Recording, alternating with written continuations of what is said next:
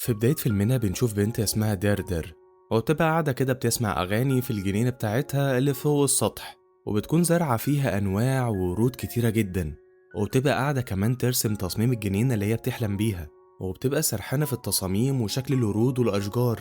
لما شونا شريكتها في الأوضة بتدخل عليها وبتناديها، وبتقولها وهي متحمسة على الخبر الجديد، وهو إنها ظبطت لها ميعاد مقابلة في برنامج سطح الأحلام. ولما دردر بقى بتسمع الخبر ده بتفرح جدا، وشونا بتقول لها كمان إن المقابلة هتبقى تاني يوم.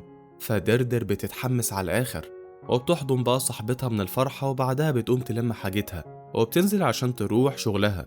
وبنعرف هنا إنها بتشتغل باريستا في كافيه. في المشهد اللي بعد كده بنشوفها وهي بتشتغل في الكافيه وبتحضر القهوة، وبتشرح للموظف الجديد عن طبيعة الشغل وإزاي يعمل القهوة.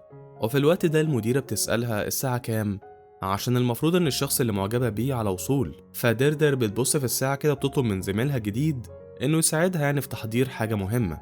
وفي المشهد اللي بعد كده في شركة سكاي ايفنتس، ماركوس بيبقى ماشي ورا المديرة بتاعته فالنشيا، وبيكتب وراها الطلبات بتاعتها وبيبلغها بالمواعيد اللي في الجدول، وبيقولها كمان على رحلة الغطس اللي جهزها في فرح جوين كام. ولما فالنشيا بتسأله عن تفاصيل الفرح ده عشان يفكرها بيها، ماركوس بيقولها إن العرسان اتقابلوا من سنتين في المهرجان اللي كان في الصحراء، ومن وقتها وهم مع بعض. وبيقولها كمان إنهم بيقدروا جدا موضوع الخصوصية والثقة، وعشان كده هم طلبوا من الشركة التحضير إنها ترتب لهم فرحهم. وبيقول لها كمان إنهم بيحبوا المناظر الطبيعية، وعايزين شكل فرحهم يبقى فيه حاجة كده طبيعية. وفي الناحية التانية في الكافيه زميل دردر في الشغل بيقعد يسألها عن الشخص اللي معجبة بيه، هو بيسألها هو شخص وسيم ولا عادي. فهي بقى بتغمض عينيها وهي بتتكلم عنه، وبتقول إن هو شخص لطيف جدا، ومن وقت ما شافته هي مطلعة عليه أبو بدلة حلوة. فالاتنين بيقعدوا يهزروا ويضحكوا وهما بيشتغلوا. وفي اللحظة دي ماركوس بيجي وبياخد كوباية القهوة بتاعته من دردر، وبيديها الفيزا بتاعته يحاسب بيها، وبيبتسموا لبعض في وقتها. وبعدها ماركوس بياخد الفيزا بتاعته وبيمشي، ودردر بتبقى منبهرة بجماله. وبعد كده ماركوس بيرجع للشركة وبيرجع يدخل مكتب فالنشيا بكوباية القهوة بيديها لها وهي بتتكلم في الموبايل، وبتتفق مع حد على حاجة كده تبع الشغل، وباين عليها من كلامها إنها جادة. وبعد كده ماركوس بيرجع كده مكتبه، ولما جيكوب بيبقى داخل المكتب ماركوس بيحذره بيقوله إن فالنشيا مشغولة. فجيكوب بيرجع وبيقوله إنه هيستناها لحد ما تخلص، وبيقعد جنب ماركوس وبيتكلموا مع بعض. وجيكوب بيسأله هو هيحضر الحفلة ولا لأ، وماركوس وهو قاعد يشتغل بيقوله إنه للأسف مش هيقدر يحضر الحفلة بسبب الشغل الكتير اللي عنده. فجيكوب وقتها بيفتح معاه موضوع منصب المدير الجديد اللي اتفتح، وبيلمح له كده إن المنصب ده هيكون لحد من موظفين الشركة. فماركوس بيبص له كده وبيبتسم زي ما يكون كده ناوي إن هو يفوز هو بالمنصب ده. وبعدها جيكوب بيقوم وبيدخل مكتب فالنشيا. وبالليل ماركوس كده بيبقى قاعد مع خطيبته ويندي وبيجهز المقابلة بتاعته معاها، بيقعد يتمرن بقى على الكلام اللي هيقوله عشان عايز يلفت انتباه اللجنة. فويندي بعد ما بتسمع الكلام اللي محضره بتديله نصايح عن ازاي يعبر اكتر عن افكاره، وبتقوله يثق في نفسه اكتر لانه احسن مرشح للمنصب ده، خصوصا ان فالنشيا بتحب شغله. فماركوس بيقول لها ان هو ممتن جدا لدعمها ليه، وبيقول لها ان هو بيحبها جدا وما كانش هيتشجع ان هو ياخد الخطوة دي من غيرها. وفي الوقت ده دردر وتشونا بيبقوا قاعدين ياكلوا في الصالة، وبيتكلموا عن المقابلة بتاعت بكرة اللي دردر هتعملها. وشونا كمان بتشجعها وبترفع من معنوياتها وبتساعدها تثق في نفسها أكتر. وفي الناحية التانية ماركوس وويندي بيبدأوا في التجهيزات، وماركوس بيرجع يشكرها تاني على دعمها ومساعدتها ليه، وبيقول لها إن هو شايف إن مستقبلهم سوا هيكون أحلى، خصوصا بعد ما ياخد الترقية دي.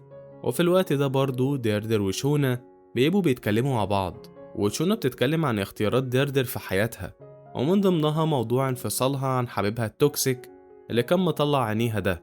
فالدردر بتقول لها ان اللي فات مات بقى خلاص، وكل اللي جاي هيكون احلى، وحاليا هي مش مركزة غير على مقابلة الشغل اللي هتعملها.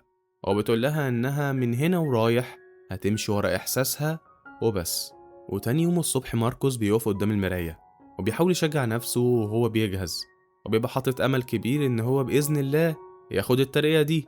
وفي الوقت ده دردر بتبقى بتعمل مقابلة الشغل بتاعتها هي كمان، وبتحكي للست عن قد إيه يعني هي بتحب الورود ومتعلقة بيها، وبتقولها كمان إنها بتحلم تعمل حاجات كتيرة جدا، وبتوريها كده رسومات الجنينة اللي هي بتحلم بيها اللي نفسها تعملها.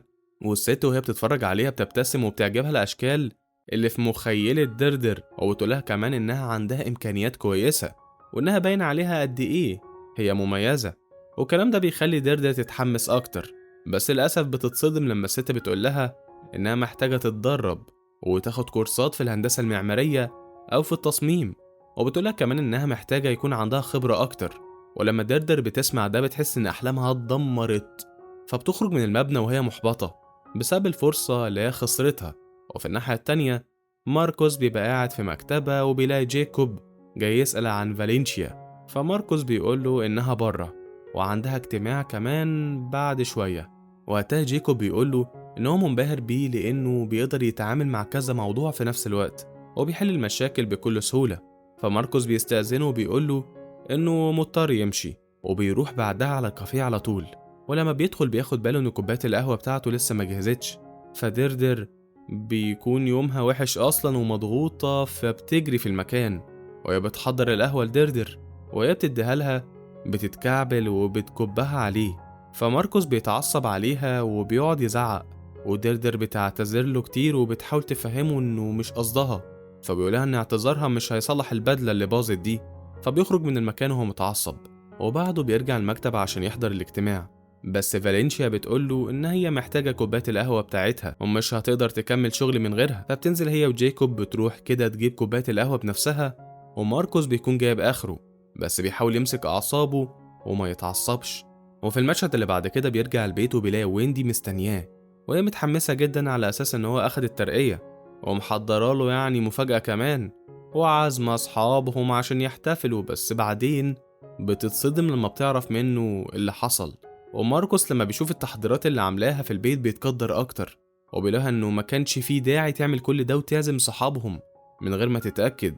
فويندي بتضطر إنها تلغي الحفلة وبتقوله إنها هتطلب من صحابها إن هم يمشوا. وفي الناحية التانية دردر بتبقى قاعدة كده مع شونا بيلعبوا عشان تحاول تفك وتتخطى اليوم الوحش ده. بس بتلاقي نفسها بتحكي لصاحبتها عن المقابلة اللي باظت، وإنها ما كانتش أنسب مرشحة للشغلانة دي، مع إنها مقتنعة إن نظرتها أحسن من ناس كتير جدا واخدين دورات تدريبية. فشونا بتقعد تشجع فيها وبتقولها تشتغل على نفسها عشان تبقى جاهزة المقابلة الجاية. وبعدها دردر بتحكي لها عن اللي حصل مع الولد اللي معجبة بيه، وبتقول لها على اللي عمله وقت ما القهوة اتكبت عليه، وإنه زمانه دلوقتي مش طايقها. فشونا بتقترح عليها إنها تعرف مكان شغله وتروح تعتذرله على اللي حصل، وأهو بالمرة تقرب منه وتعزمه على قهوة بدل اللي اتدلقت. وفي الوقت ده ويندي بتتكلم مع ماركوس عن اللي حصل وإنها متضايقة على التعب اللي تعبوه على الفاضي ده. فماركوس بيبقى محبط لوحده أصلا، فبيدافع عن نفسه وبيقول لها إنه مش هو اللي كب القهوة على نفسه يعني. بس ويندي بتقعد تقوله إن هو غلطان برضه عشان ما خدش باله، وبتضغط عليه دايما عشان يكون أحسن وأنجح. وقتها ماركوس بيقولها إن الطبيعي إن أي اتنين بيحبوا بعض بيدعموا بعض. وقتها ويندي بتصدمه بكلامها، وبتقوله إنها مش هتقدر تبني مستقبل مع واحد مش واثق في نفسه ولا بيشتغل على نفسه، فبتقوله إنه محتاج يتعب أكتر عشان مستقبلهم. وماركوس بيوافق على كلامها. وتاني يوم الصبح دردر بتروح لماركوس بكوباية القهوة بتقعد تنادي عليه عشان تصالحه، بس ماركوس بيبعدها عنه وبيطلب منها إنها ما تقربش منه وهي ماسكة القهوة. فدردر بتعتذر له وبتقوله إنها ما كانش قصدها. فماركوس بينفجر فيها وبيقولها إن بسبب اللي حصل ده هو خسر فرصة شغل كويسة جدا كانت هتوديه في حتة تانية، وإن الفرصة دي هو كان بيحلم بيها بقاله كتير، ودلوقتي خطيبته شايفة إن هو واحد فاشل. فدردر بتقوله إنه مش فاشل ولا حاجة، وبتحكي له عن طموحاته هي كمان والموقف اللي حصل معاه، وبتقوله إنها بتفهم في تصاميم الأسطح. فبتلاقي ماركوس بيتريق عليها وبيضحك وهو بيقول لها إن دي مش شغلانة أصلا. ولما دردر بتسمع الكلام ده بتتعصب وبتقوله إنه ما يسألش اعتذارها أصلا، وبترمي كوباية القهوة قدامه في الزبالة وبتمشي. وبعد كده بترجع البيت وبتبقى قاعدة سرحانة، وشونا وبرايس بيجوا البيت، وشونا بتقول لها إن برايس هيطبخ هو وهيعمل لها لازانيا. وبعدها شونا بتقعد مع دردر وبتسألها عن المشروع بتاعها اللي شغالة عليه، ودردر بتقول لها إنها شغالة على حاجة جامدة جدا وعزيزة عليها قوي، ومش ناوية تبيعها وهتحتفظ بيها لنفسها، والموضوع ده مساعدها إنها تصمم براحتها اللي هي عايزاه. وبعد كده شونا بتسألها إيه اللي حصل مع ماركوس، فدردر بتحكي لها على الكلام اللي قاله لها، وبتقول لها إنه بيقلل من طموحها وإنه طلع قليل الذوق، وبتقول لها إنها خلاص قفلت من الولد ده وما بقتش معجبة بيه. ولما برايس بقى بيسمعهم فبيقول لهم ما هو ما يصحش برضو إنك كنتي تعجبي بواحد زي ده من الأول. وفي الناحية التانية ماركوس وويندي بيبقوا قاعدين يتعشوا، وباين إن الاتنين علاقتهم مش زي الأول، فماركوس عشان يكسر الصمت ده بيبارك لها على الصفقة اللي عملتها، وويندي بتقوله إنها طلع لها عمولة كويسة من الصفقة دي. ولما بتسأله عن المشروع اللي جاي بتاعه بيقول لها إن هو اشتغل على أساسيات وخلصها، بس فالنسيا هي اللي هتعمل العرض التقديمي. فويندي بتقوله إن ده أكيد الأحسن، ولما بيقول لها إن مفيش حاجة في إيده يعملها ويندي بتقوله إن أكيد برضه فالنسيا هتعمله أحسن. وتاني يوم الصبح وهو في المكتب فالنسيا بتتناقش مع ماركوس بخصوص الاجتماع، وماركوس بيقول لها إن كل حاجة موجودة في القايمة وجاهزة ومتنظمة، وبعدين بيوريها اللي لقاه في الأبحاث اللي عملها، وبيقول لها إن الاتنين اللي هيقابلوهم عايزين فرحهم يكون بسيط، بس فالنسيا بتقاطعه وبتقوله إنهم طالبين فرحهم يكون طبيعي بس فخم و5 نجوم. وبعدها بيحضروا الاجتماع وبيبقوا عايزين يبهروا العملاء بتوعهم، وفي الوقت ده فالنسيا بتوري جويندولين وكاميرون شكل فرحهم هيكون عامل ازاي على الشاشة، وبعدها بيدوه تورتة الفرح والعصائر اللي هتتقدم، وبيعجبهم الديكوريشن جدا وكل التفاصيل الصغيرة اللي بيشوفوها.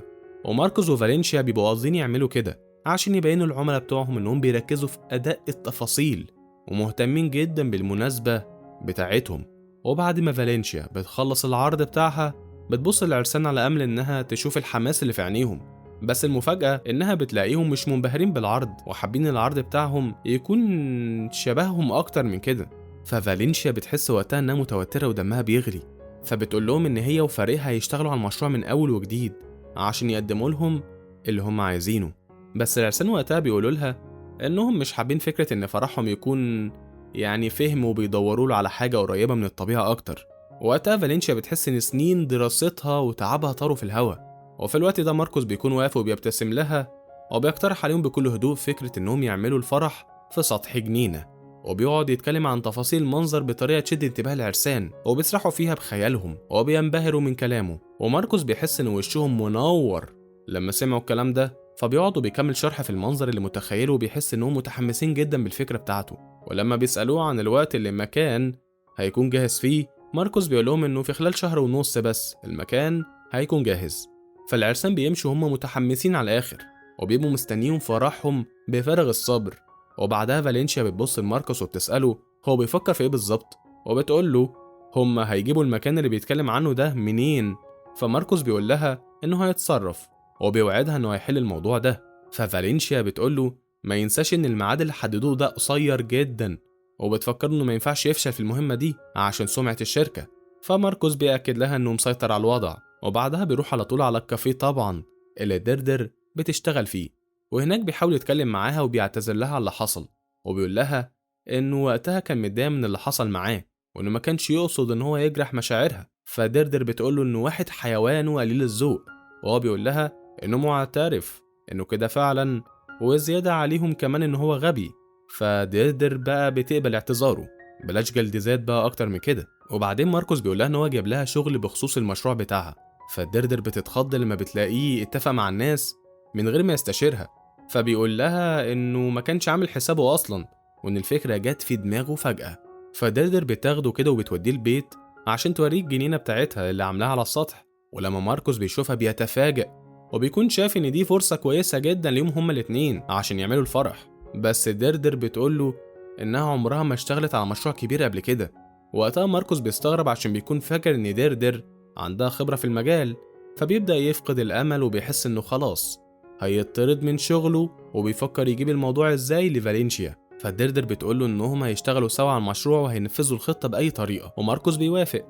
وفي المشهد اللي بعد كده بنشوف ماركوس ودردر وجيكوب وهم قاعدين مع بعض وبيتناقشوا في المشروع والعرض اللي هيقدموه تاني يوم المفروض، وبعدها كل واحد فيهم بيقول وجهة نظره بخصوص التصميم وكل واحد فيهم بيشتغل على نفسه عشان يقدم أحسن حاجة.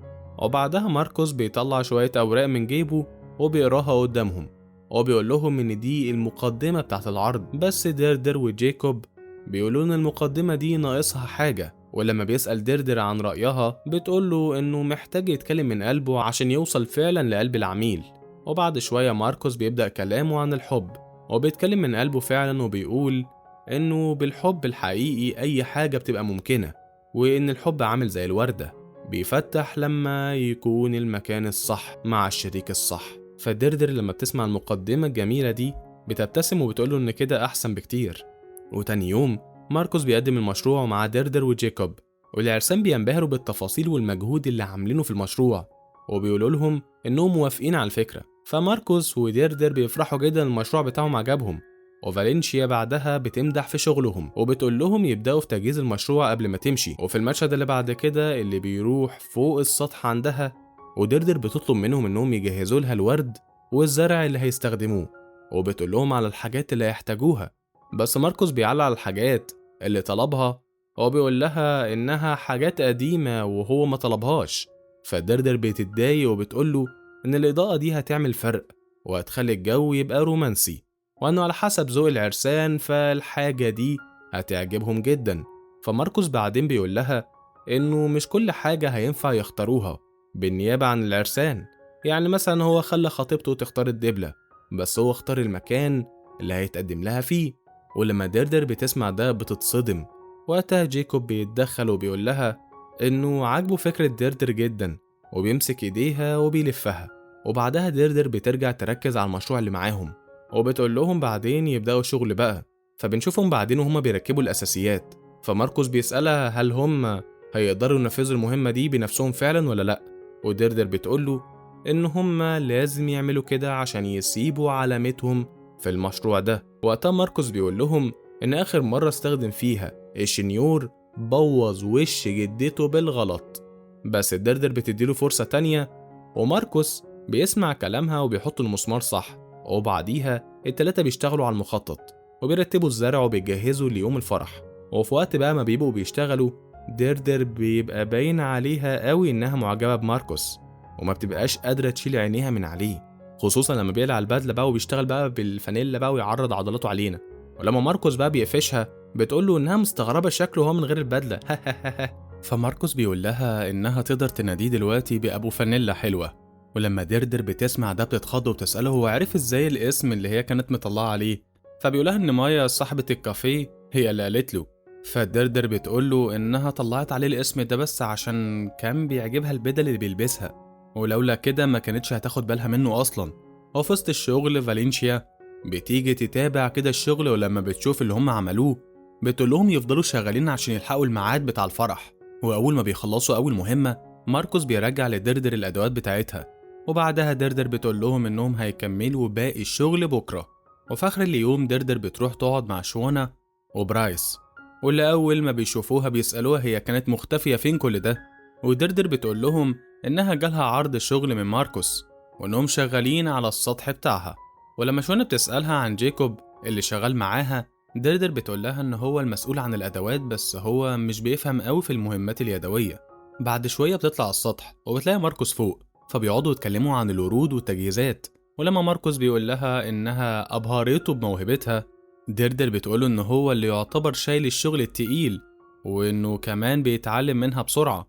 فماركوس بيبتسم وبيقول لها انه يدوب بيساعدها. وبعدها دردر بتشجعه وبتقوله ان المنصب اللي هو فيه ده دلوقتي يعتبر يعني اول خطوة في مسيرته، وانه هيوصل بعدين لمناصب اعلى في وقت قصير. وبعدها بتقوله انه قريب كمان هيبقوا يحضروا لفرحه.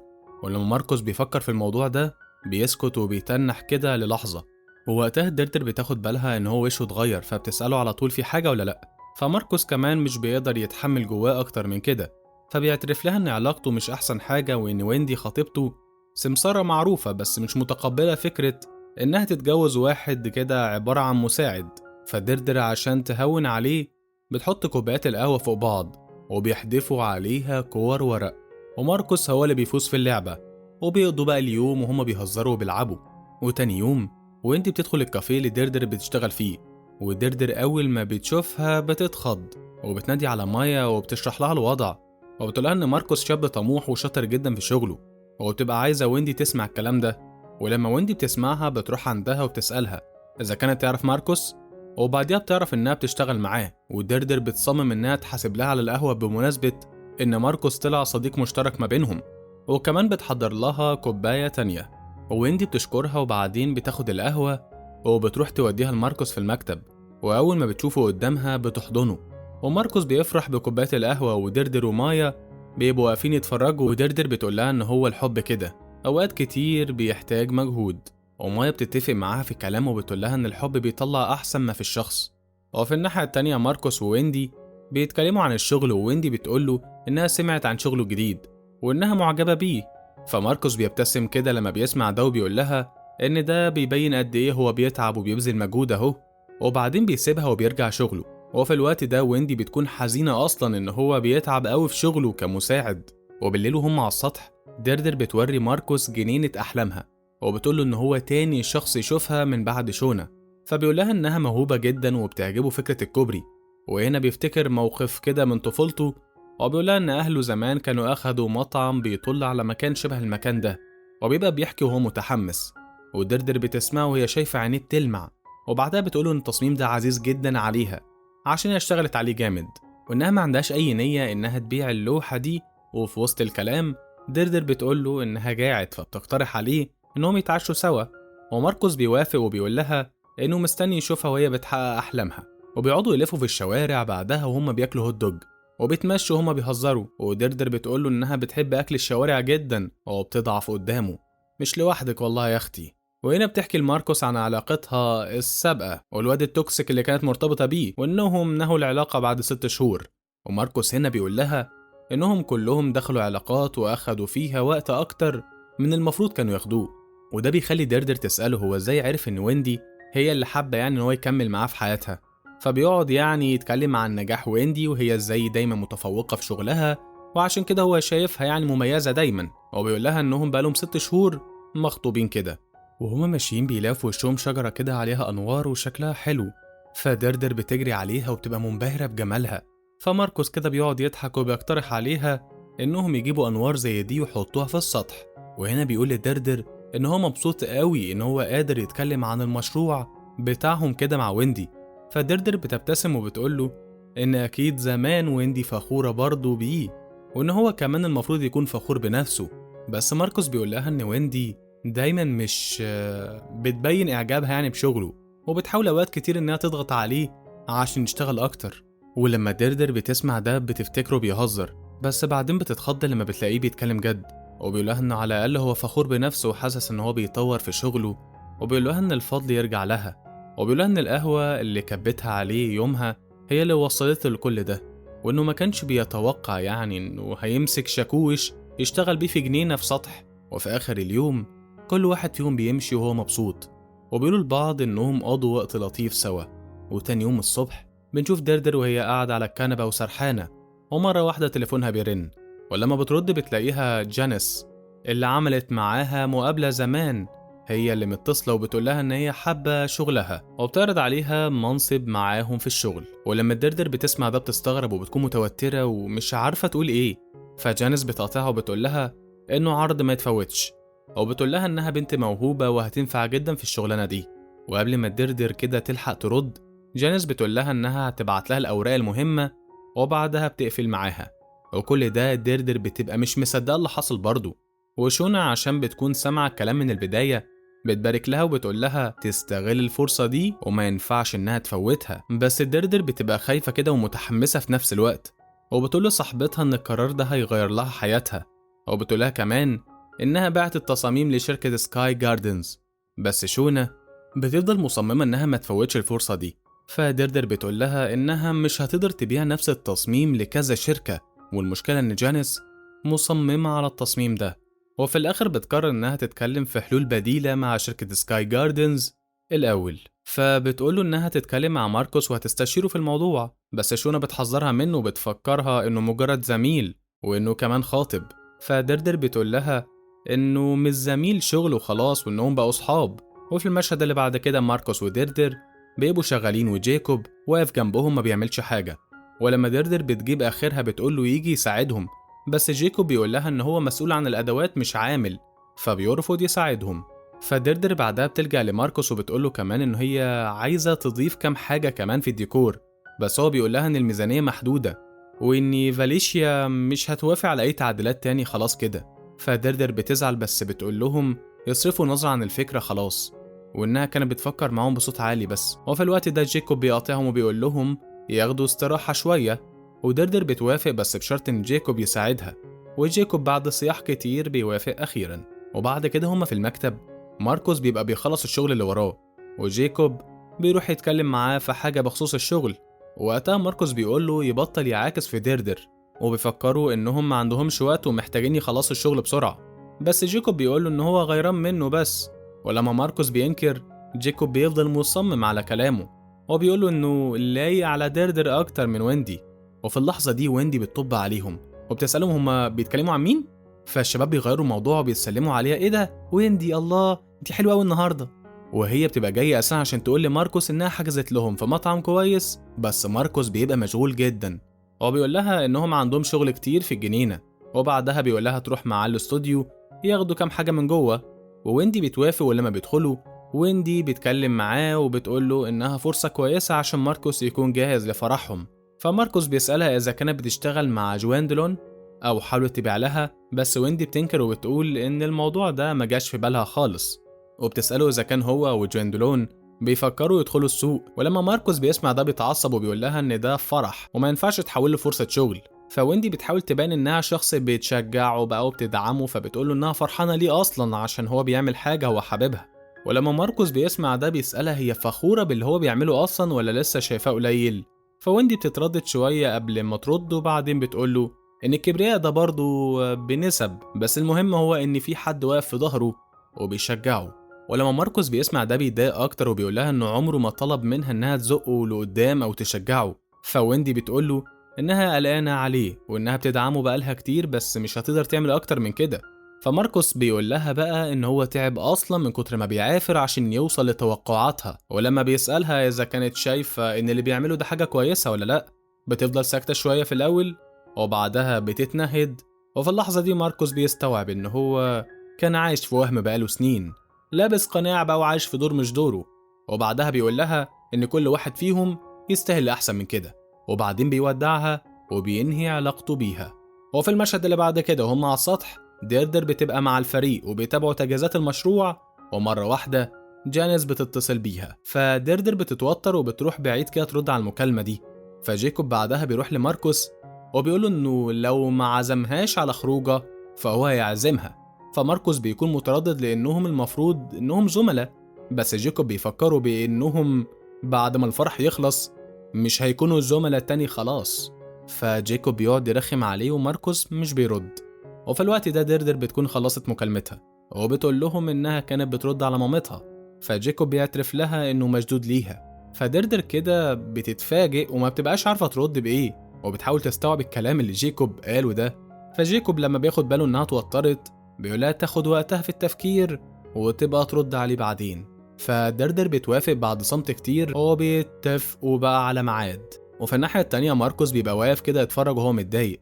وبالليل وهي في البيت مع شونا وبرايس بتحكي لهم عن جانيس اتصلت تاني وعايزة تقابلها تاني يوم، والمفروض إن ده يكون يوم الفرح. فبتقول لهم إنها هتروح تقابلها بسرعة قبل ما تروح الشركة عشان يخلصوا التجهيزات أخيرا. ولما شونا بتسألها عن المشروع الأخير، دردر بتقول لها إنها ما تقدرش تكمله أصلا. فشونا بتقول لها وقتها إنها واخدة بالها دردر قد إيه مبسوطة من وقت ما بدأت شغل في المشروع ده.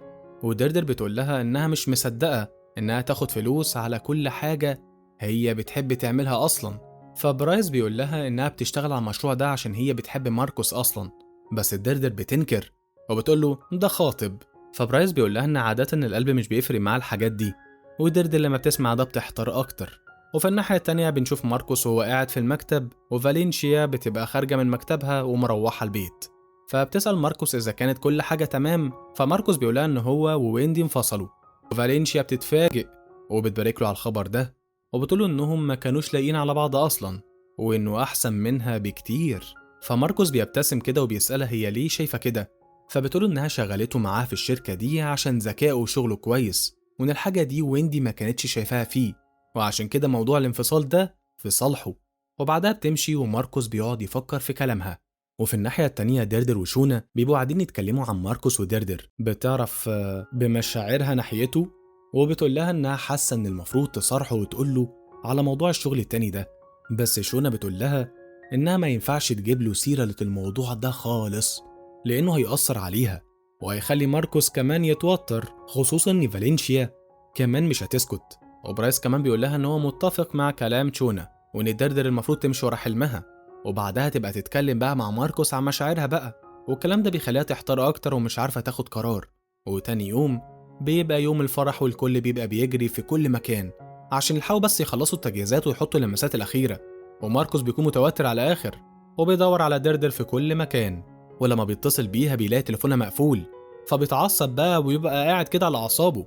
وفي الوقت ده ديردر بتبقى مع جانيس وبتكلموا عن المشروع بتاعها، وديردر بتولي جانيس آخر تصميم ليها، بس جانيس بترجع تتكلم معاها تاني عن إنها محتاجة دورات تدريبية احترافية زي ما قالت لها في أول مقابلة بينهم، وهي بتديها التصاميم الأصلية. ديردر بتبقى مترددة، بس بتقولها بعدين إنها باعتها لشركة سكاي جارجنز اللي جانيس رفضتها قبل كده. وبعدين ديردر عملت تصاميم جديدة عشان ترضي الكل، وفي نفس الوقت ده تستغل الفرصة دي وتشتغل مع جانيس.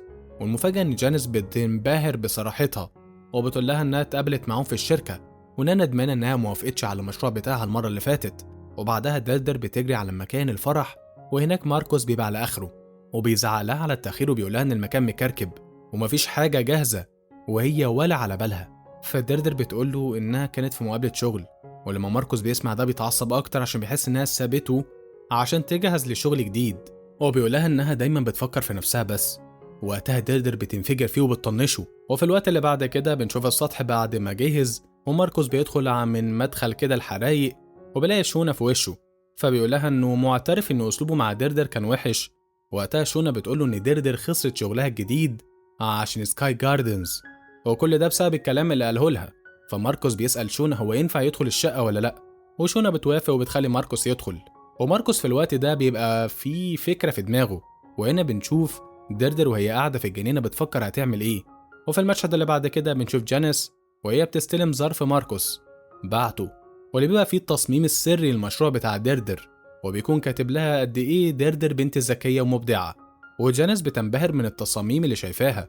وفي الوقت ده ماركوس بيروح لديردر واللي بتبقى بتقطه في الورود، فبيقولها الأول إن الشكل النهائي للمكان حلو جدا، وبعدين بيبدأ يعتذر لها على هو قاله، وبيقولها إن هو مبسوط إن هو عارفها ويشتغل معاها. وديردر كمان بتعتذر له وبتشكره عشان ساعتها تحقق حلمها. وهنا ماركوس بيعترف لها إن هو مفتقد جزء الرومانسية في حياته. وفي الوقت ده فالنشيا وجايكوب بيدخلوا وبيعلنوا إن كل حاجة خلاص جاهزة. وجايكوب بيقول لماركوس إن هو مبسوط إن هو جه، لأنه قلق لما لقاه اختفى مرة واحدة. وفالنشيا لما بتسمع ده بتتخض، فماركوس بيحاول يشرح لها الموقف، بس جايكوب بيقطعه وبيقولها إن ديردر كمان ما كانتش موجودة وسابوه هو يعمل كل حاجة لوحده. ففالنشيا بتسألهم هم كانوا بيعملوا إيه طول الفترة اللي فاتت، بس ديردر وماركوس بيكونوا مستغربين من أسلوب جايكوب وبينكروا الكلام ده. وقتها جايكوب بيقول لها عن المقابلة اللي كانت بتعملها الصبح، بس ماركوس بيقول هنا إن المشوار ده ما أثرش على الشغل وبيدعم ديردر. وفي الوقت ده فالنشيا بتقول لهم إن قد إيه المكان جميل وهي دي أهم حاجة بالنسبة لها. فجايكوب بيبص لها وهو مستغرب من ردها. فديردر بتسأله عن اسم الورود اللي موجودة عشان تحاول تكشفه، فجايكوب بيتهته كده في الكلام ويفضل بقى يقطع بقى في الكلام ويقول لك أنا ويعمل بقى الكلام ده، وما بيبقاش عارف يرد وبيقول إنه ما يعرفش الأسامي العلمية. فماركوس بيضحك بقى وبياخد فالنشيا يفرجها على المكان. فديردر وجايكوب بيبقوا واقفين لوحدهم، وجايكوب بيستغل الفرصة دي وبيسأل ديردر هما يخرجوا سوا إمتى. فديردر بتبتسم له وبتقول له في المشمش يا عسل. وبعدين بنشوف المكان بعد ما جهز وبقى شكله تحفة وبيعجب العرسان جدا، وبنشوفهم هما بيكتبوا الكتاب وبيلبسوا الدبل، وديردر وماركوس بيبقوا واقفين يتفرجوا هما فرحانين. وبالليل الكل بيبقى بيغني ويرقص، وديردر بترقص مع ماركوس والاتنين مندمجين مع الأغاني. وبعدها فالنشيا وجايكوب بيروحوا لهم ومعاهم العرسان اللي بيشكروا ديردر وماركوس على اللي عملوه، وبيقولوا لهم إنهم قدروا يعملوا زي ما كانوا متوقعين وخلوه بنفس الشكل اللي كانوا بيحلموا بيه. وبعدها بيرجعوا يرقصوا. وبعد كده فالنشيا بتقول لهم إن الشغل طلع مظبوط وبتشجعهم على إنجازاتهم، وماركوس وقتها بيقول لها إن ديردر هي اللي عملت كل حاجة وإنه كان يدوب بيساعدها. وفي اللحظة دي فالنشيا بتصدمه وبتقول له إنه مش هينفع يكمل شغل معاها كالمساعد بتاعها، فبتعرض عليه منصب المدير. ولما ديردر وماركوس بيسمعوا ده بيفرحوا جدا، هو بيبقوا مش مصدقين نفسهم، وماركوس بيتحمس على الآخر وبيبقى طاير من الفرحة، فبيقعد يشكر في فالنشيا على الفرصة دي. وبعدها فالنشيا بتبارك لهم على إنجازهم مرة تانية وبتمشي. وماركوس بيشكر ديردر على دعمها ليه ومساعدتها لحد ما وصل اللي هو عاوزه، وبعدين بيشدها من ايدها وبيروحوا يرقصوا. وماركوس بيقول لها ان هو فخور بنجاحها. ولما ديردر بتقترح عليه انه يتصل بويندي ويحكي لها على الخبر، بيقول لها انهم انفصلوا خلاص وما بقوش مع بعض. وفي اللحظة دي ديردر بتجيلها رسالة من جانيس بتقول لها فيها انهم عايزين يشتروا التصميم بتاعها وينفذوه. ولما بتقرا الرسالة بتستغرب عشان هي المفروض انها بعت التصميم للشركة التانية. وفي اللحظة دي ماركوس بيقول لها ان هو بعت المشروع السري بتاعها لجانيس، فديردر بتتأثر وبتشكره على اللي هو عمله ده. هو بيقول لها انه فخور بيها جدا، وهما بيرقصوا بيعترف لها بحبه ليها وبيكملوا رقص. وبكده يا سادة بنكون خلصنا العظميتو بتاعتنا، واشوفكم في العظميتو اللي جاية. سلام.